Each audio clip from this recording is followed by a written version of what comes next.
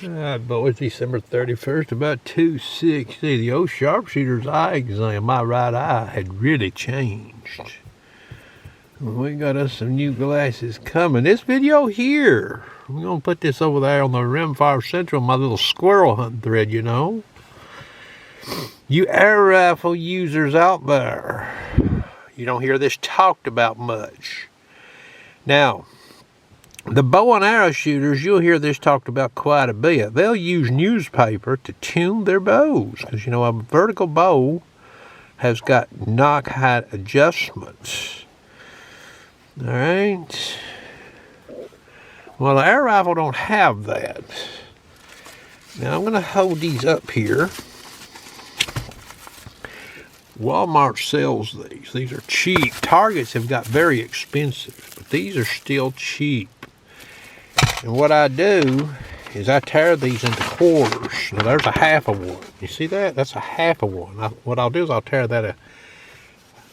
it again in half. Now this is thin, okay? You're shooting your air rifle and you're trying to figure out what it likes to shoot or how fast it likes to shoot whatever the best.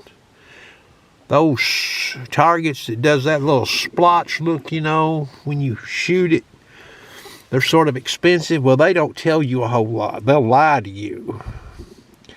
You can't necessarily go by your point of impact in judging how well your air rifle likes a pellet. All right?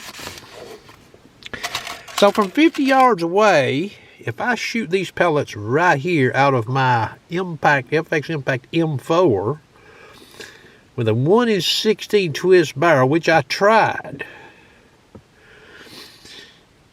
shooting at the targets that I've showed you here, all right, a single layer of that target right there. The holes are oblong. You can see them in a rifle scope at 12 power at 50 yards, just like night and day. That tells me that's a no-go. And I did vary the speed, no help. Still oblong in the target in a light to no wind situation, okay? Now, I chose 50 yards. You could choose a distance of 40. You might even choose a distance of 50. So these same pellets with a 1-24-inch liner,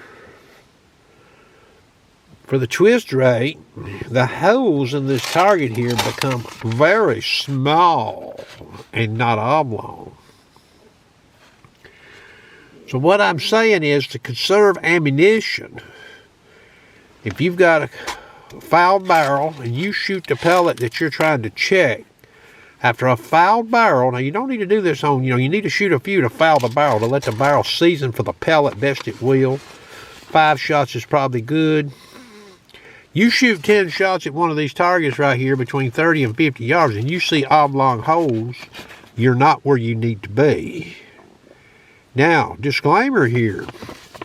As far as shooting groups at 50 yards with that 1-16 inch, I can shoot some fairly tight groups.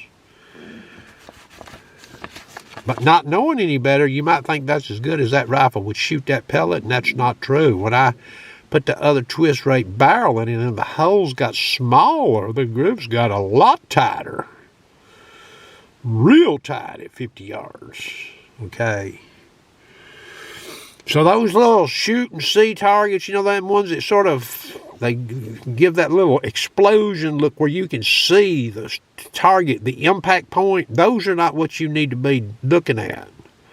You'll get better results with a plain old piece of paper target like this. Now, this is just a sharpshooter's opinion, you take it for what it's worth, all right? That's going to conclude the video.